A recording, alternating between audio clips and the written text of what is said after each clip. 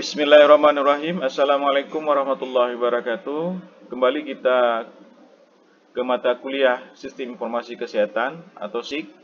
Materi kita kali ini adalah Sistem Informasi Kesehatan di Indonesia dan Sistem Informasi Rumah Sakit.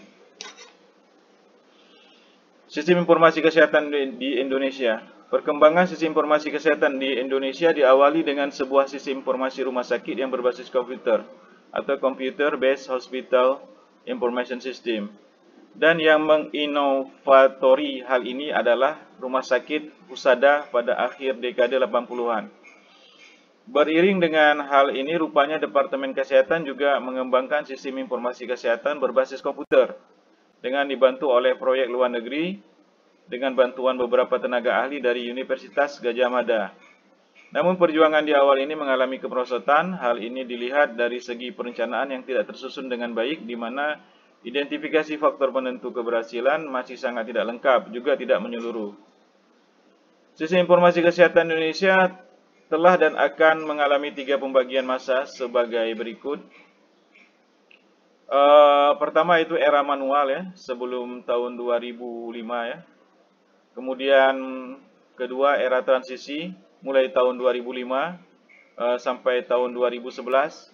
Kemudian era komputerisasi mulai tahun 2012 ya sampai saat ini. Masing-masing era sistem informasi kesehatan memiliki karakteristik yang berbeda sebagai bentuk adaptasi dengan perkembangan zaman mengikuti kemajuan teknologi informasi dan komunikasi atau TIK ya. Oke, era manual yaitu sebelum 2005. Pada era manual ini dimulai sebelum tahun 2005. Pada era manual aliran data terfragmentasi, artinya terbagi-bagi ya. Aliran data dari sumber data fasilitas kesehatan ke pusat melalui berbagai jalan. Data dan informasi dikelola dan disimpan oleh masing-masing unit di Departemen Kesehatan. Bentuk datanya agregat ya. Kelemahannya adalah sering terjadi duplikasi dalam pengumpulan data dan sangat beragamnya bentuk laporan. Kemudian validitasnya masih diragukan. Data yang ada sulit diakses karena banyaknya duplikasi, permasalahan kelengkapan dan validitas, maka data sulit diolah dan dianalisis. Dan terpenting dalam pengiriman data masih banyak menggunakan kertas sehingga tidak ramah lingkungan. Era manual ini memang serba kertas ya, jadi kita masih menggunakan kertas. Biasanya kita membawa kartu ya yang terbuat dari kertas. Kemudian juga begitu kita sampai ke fasilitas kesehatan, pihak fasilitas kesehatan juga memiliki kartu yang lebih besar ya, yang berisi tentang data-data kesehatan kita. Kemudian juga tidak lupa, terkadang mereka juga mengisi data-data kita ke dalam buku panjang atau buku folio itu ya. Jadi data-data yang dalam bentuk kertas itu, yang baik itu kartu-kartu maupun dalam bentuk buku panjang atau buku folio ya yang berisi data-data pasien atau data-data lainnya atau laporan-laporan dan segala macam itu kemudian disimpan sebagai database, dan baik itu di fasilitas kesehatan tersebut misalkan puskesmas atau rumah sakit maupun nanti kemudian di transfer ke dinas kesehatan atau kemudian ke departemen kesehatan. Jadi data-data seperti itu sehingga apa? Sehingga seperti katakan di sini banyak kelemahannya ya. Sering terjadi duplikasi, itu yang paling parah. Jadi datanya jadi tidak valid ya, validitasnya rendah ya. Karena apa? Karena bisa jadi duplikasinya bisa beberapa kali malah ya. Dari puskesmas mengirim datanya, kemudian dari dinas kesehatan daerah mengirim data yang sama juga, sehingga apa? Sehingga terjadilah duplikasi-duplikasi pada saat pengumpulan data-data tersebut ya. Oke, selanjutnya yaitu era transisi. Dimulai masa transisi pada tahun 2005 sampai 2011. Komunikasi data sudah mulai terintegrasi, mulai menggunakan prinsip satu pintu, walau beberapa masih terfragmentasi. Persebaran data sebagian besar data agregat dan sebagian kecil data individual. Sebagian data sudah terkomputerisasi dan sebagian masih manual.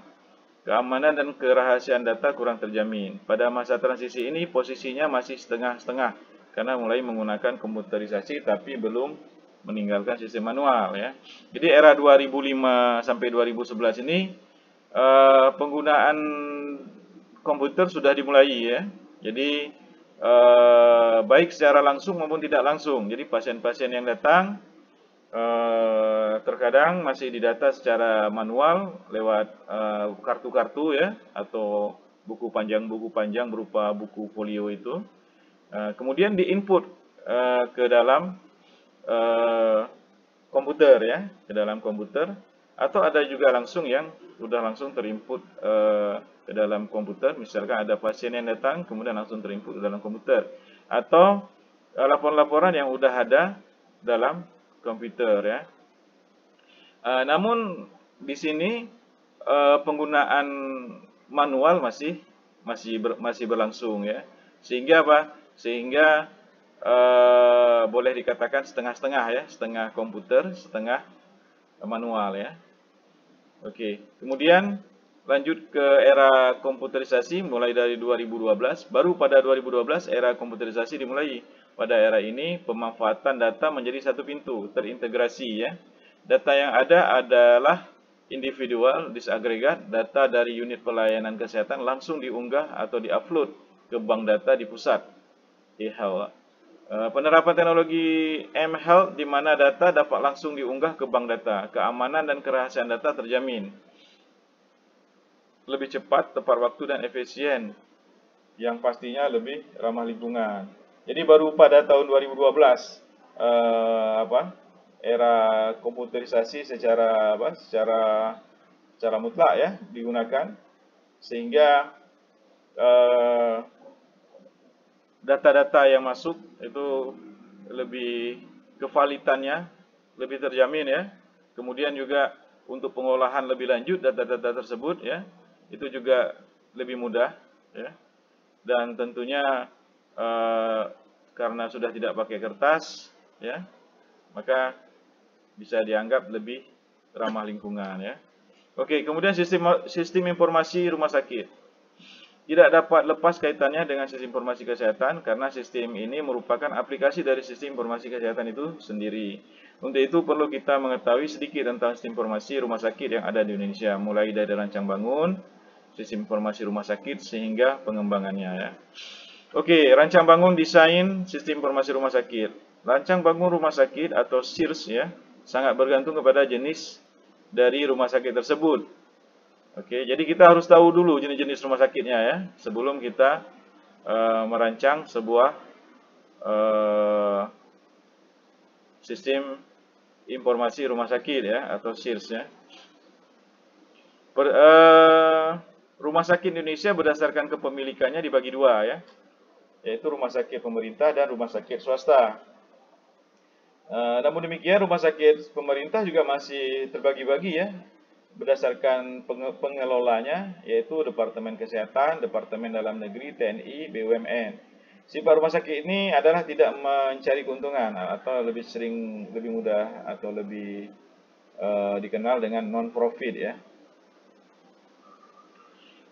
Kemudian rumah sakit swasta yang memiliki dan dikelola oleh sebuah yayasan, baik yang bersifatnya mencari keuntungan atau yang tidak mencari keuntungan atau non-profit ya, maupun yang memang mencari keuntungan atau profit. Berdasarkan sifat layanannya, rumah sakit dibagi dua sebagai berikut ya. Ini berdasarkan layanannya, yaitu rumah sakit umum untuk rumah sakit pemerintah.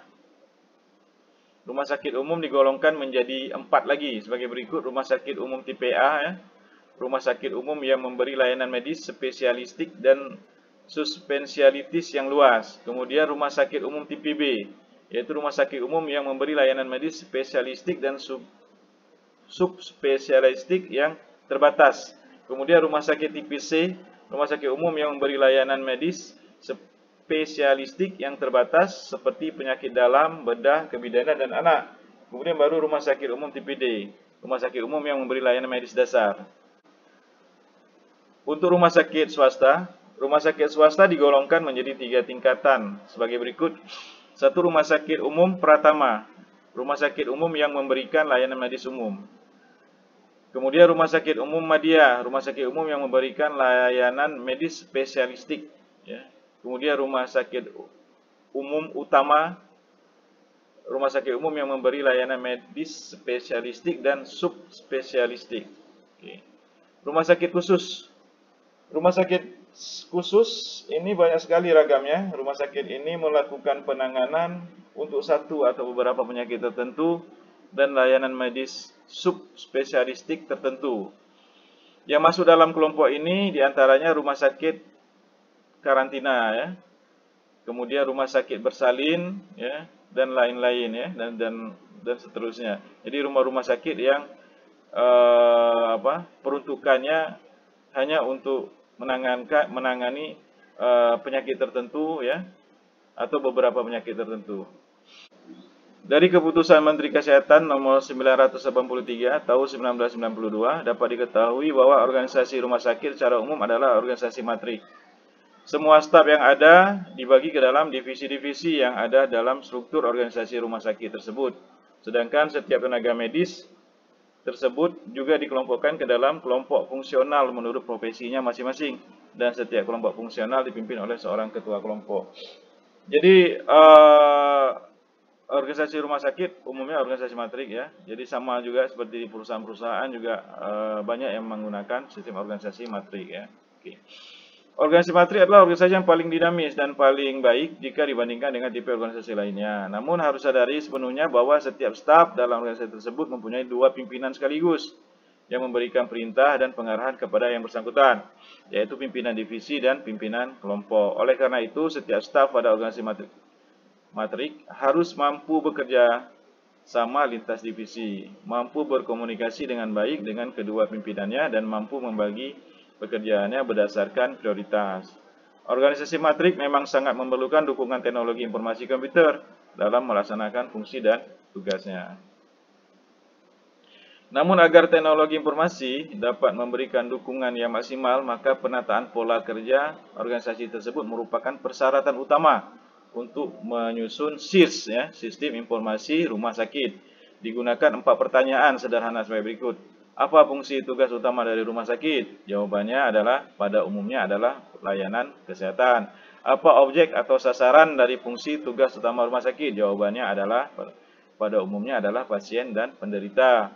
Kemudian dukungan operasional apa saja yang diperlukan oleh rumah sakit? Jawabannya pada umumnya adalah tenaga kerja, keuangan, dan sarana prasarana. Kemudian sistem apa yang dibutuhkan untuk mengelola rumah sakit tersebut?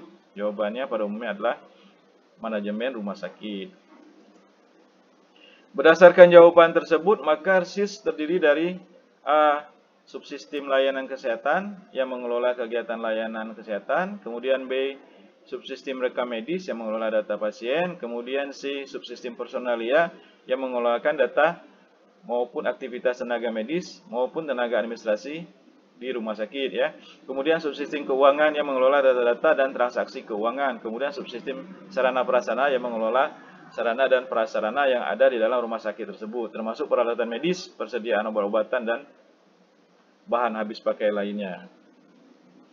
Kemudian F, ya, subsistem manajemen rumah sakit yang mengelola aktivitas yang ada di dalam rumah sakit tersebut, termasuk pengelolaan data untuk perencanaan jangka panjang, jangka pendek, pengambilan keputusan, dan untuk layanan pihak luar. Keenam subsistem tersebut di atas kemudian harus dijabarkan lagi ke dalam modul-modul yang sifatnya lebih spesifik. Subsistem layanan kesehatan dapat dijabarkan lebih lanjut menjadi, yaitu pertama, modul rawat jalan yang mengelola data-data dan aktivitas layanan medis rawat jalan. Kemudian modul rawat inap yang mengelola data-data dan aktivitas layanan medis rawat inap. Kemudian modul layanan penunjang medis, termasuk di dalamnya tindakan medis, pemeriksaan laboratorium, dan sebagainya. Jadi demikianlah materi kita kali ini. Mudah-mudahan dapat dipahami. Saya tutup. Assalamualaikum warahmatullahi wabarakatuh.